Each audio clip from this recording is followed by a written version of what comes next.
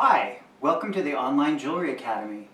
Yes, jewelry. It's not a cooking show. I know you see a blender and an egg carton, but today I'm going to show you how to use materials such as this to create wearable items. So now you can be a jeweler that makes jewelry in a sustainable manner using recyclable materials. It's really easy, and I hope you'll pay attention and enjoy it.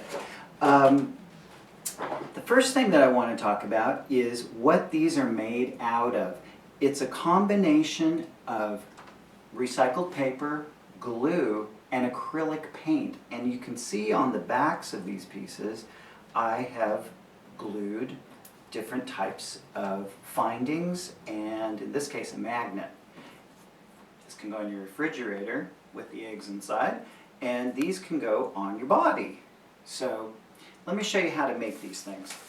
Now, like I said, we're going to be working with paper today, and paper is made of cellulose material. And what cellulose material is like on a on a very tiny scale. I won't say microscopic, but very tiny. It's like tubes. It's like big straws. And when you get a sheet of paper or an egg carton, those tubes have been pressed and they're flat. There's not much you can do with them. So the first step to making something like this is you need a container with some water, and what you're going to do is you're going to literally take your egg carton and tear it into small tiny pieces. Now you want to let these soak overnight, and I would recommend that you probably do want to do it in the refrigerator. There may be some egg material on the egg carton that could get kind of stinky if you don't keep it refrigerated. So put it right back into the refrigerator where it always lived anyway, and let it get nice and wet. And what that does is it helps the cellulose fibers to plump up and get nice and fat. So these have been soaking overnight. So what I can do next is I can take my blender, and what I want to do is I want to grab just a small amount of this material and throw it into the blender.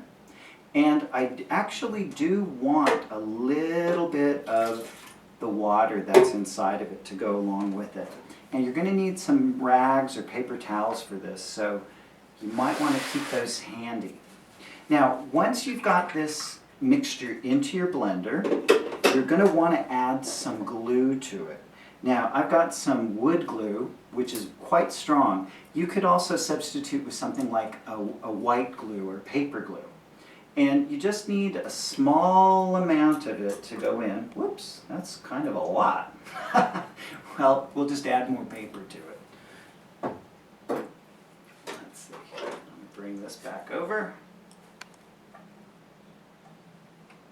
A little more in, maybe a little more of the juice.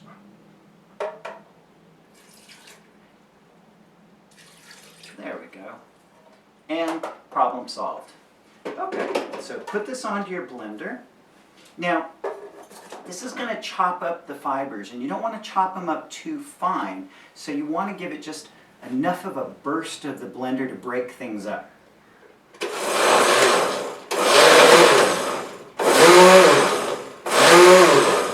That's how long it takes. Very, very quick and easy. And you can see I got a nice gushy sort of pulpy mess in there.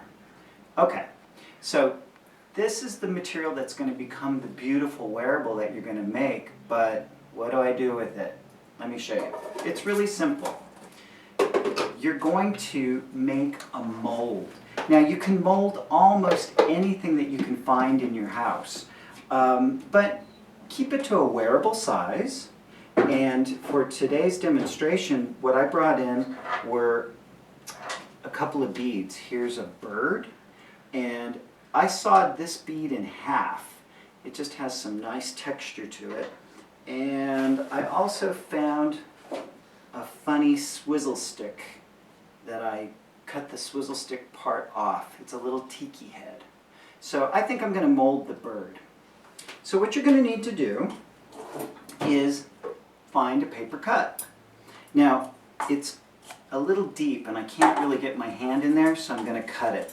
Now I don't want to cut it too short. I probably want to cut the cup to being maybe about an inch or an inch and a half tall. And it doesn't have to be a perfect cut. Here we go. This becomes your mold frame. And what you're going to use in your mold frame is a 2-part silicone molding material. Now this stuff is great. It can be worked with for about 1 or 2 minutes, and it takes about 15 minutes to set up. It doesn't give off any fumes, it's non-toxic, the dog could eat it, you're fine, okay? And it's super duper easy to work with. Now, there are many different companies that put out a similar product, and this one has a tinted compartment and a white one. And what you want to do is blend equal amounts of this material until you get a combination of the two, sort of a light shade of the original. So I'm just going to take some material out. There's no measuring. What I find helpful is sometimes what I'll do is I'll take the material out and I'll make a ball. And then I'll come over to the next one and I'll try to get enough material to make a similar sized ball. So you don't have to be 100% accurate. The measuring is an approximation. Alright, so once you have your material out, you just take it and mush it together. Now I like to fold it over and blend it, and it's kind of a fun part. But what you need to be careful about is you need to work fast because, like I said, it only has a 2-minute work time. And part of that work time is taken up by your blending. So work fast, have fun, squish it around. If you have kids, you can ask them to help you with this part of the project. So you can see how this is turning into a much lighter color. Oh, and you hear that little pop? That means that there was an air bubble in there. You want to be careful not to get too many air bubbles. Alright, so once the material is fully blended, you pop it into your mold frame. This will keep it from just oozing out all over your table surface. So smooth it out as best as you can. And then what you do is you take your item and you just push it into the molding compound. Now what I like to do is I like to poke around the object and make sure that the molding compound really gets right up next to it so that I get a lot of good detail. Now you don't want to put your model so deeply into the molding material that it's covered over, because that doesn't do you any good. Then you'd have to kind of cut it out. The other thing you want to be careful about is you don't want to work too much on this project at this point, meaning don't fuss too much. Let the material work on its own, and you'll have something in 15 minutes. Now, the great thing about this is if you're an advanced student and you know how to work with wax, this material will allow you to pour hot wax into it so that you could make a wax model from this mold for casting. Okay, so I'm going to set this aside and I'm going to show you next steps, and we'll get back to that. I've made some other molds prior to this. Here's a mold that was made with a product from a different company. Instead of it being this nice light color, it came out a nice light lavender, whatever that color is, mauve. Anyway, here is the paper piece that came out of it, and it's based on this plaster carving. So if you don't have a cute bead or button or something that you could mold, you could make something to mold. You could carve a piece of wax, or you could carve a piece of plaster. And you can tell by the funny shape of this thing, I actually molded it in an ice cube tray.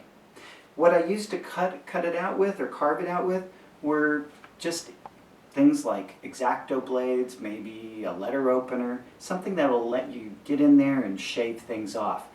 You can work with the plaster either wet or dry, it doesn't matter. Anyway, you can see that this piece fits perfectly in here. So let me show you how to use this mold.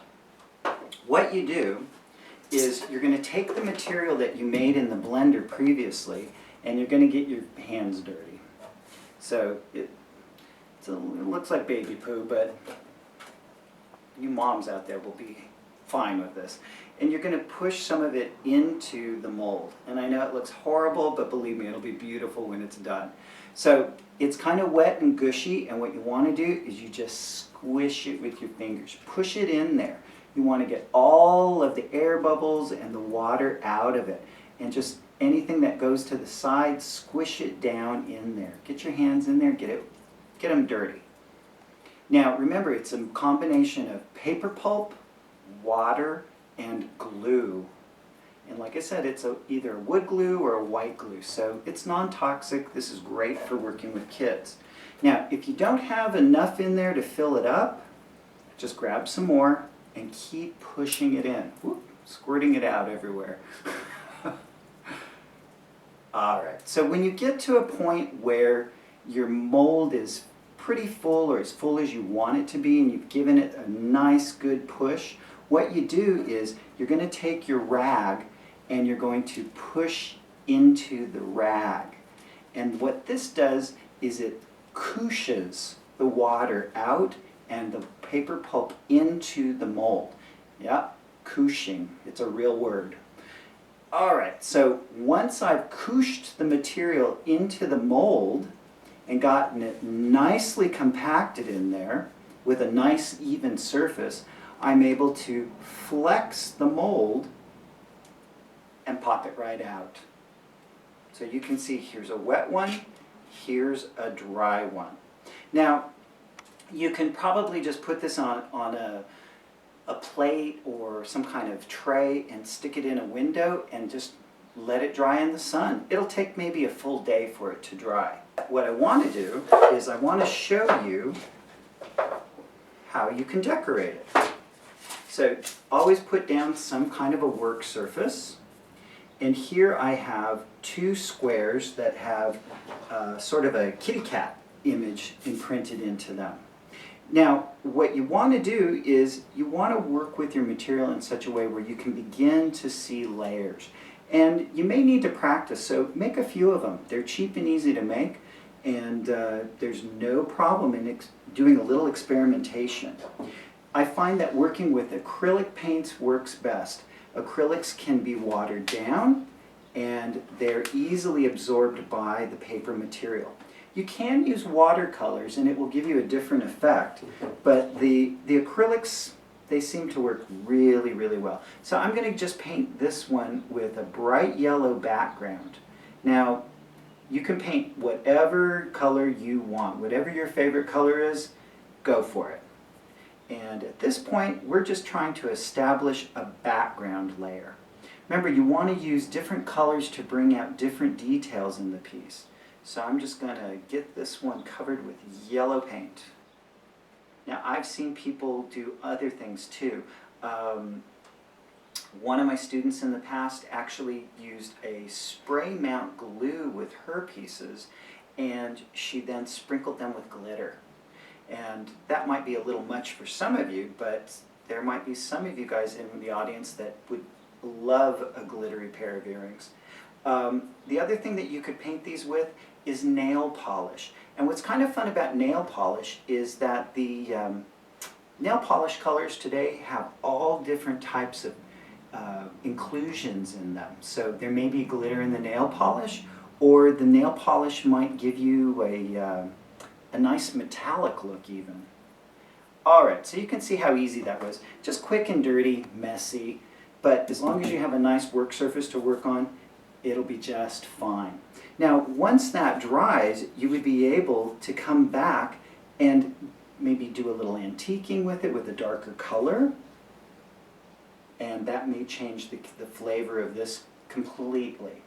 So anyway, once you've completed your painting, you can then go back and you can add findings.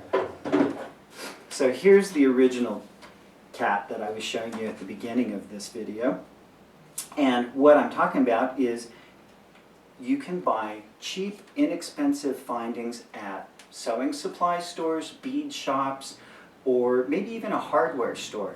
And what I used here was just a 2-part epoxy glue to anchor it to the piece permanently.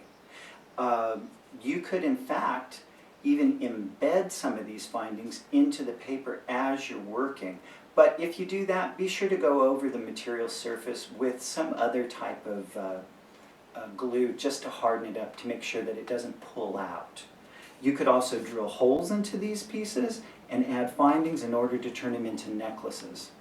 All right, now this piece has been sitting in here for some time, so let's take it out of the mold frame. And you can see, using this disposable mold frame allowed us to control the spread of the material. And it's really easy to get your master out. Just flex the mold and it drops right out. So now we have a mold of our bird. Now you notice that the mold doesn't pick up the colors, of course. You're going to have to go back and add that with some paint later on. You now have the means for making some beautiful, recycled, sustainable, highly wearable jewelry from the Online Jewelry Academy. So I hope that you'll enjoy making this project, and I encourage you to check out our other videos and the products that we have available on the onlinejewelryacademy.com. Thanks for watching.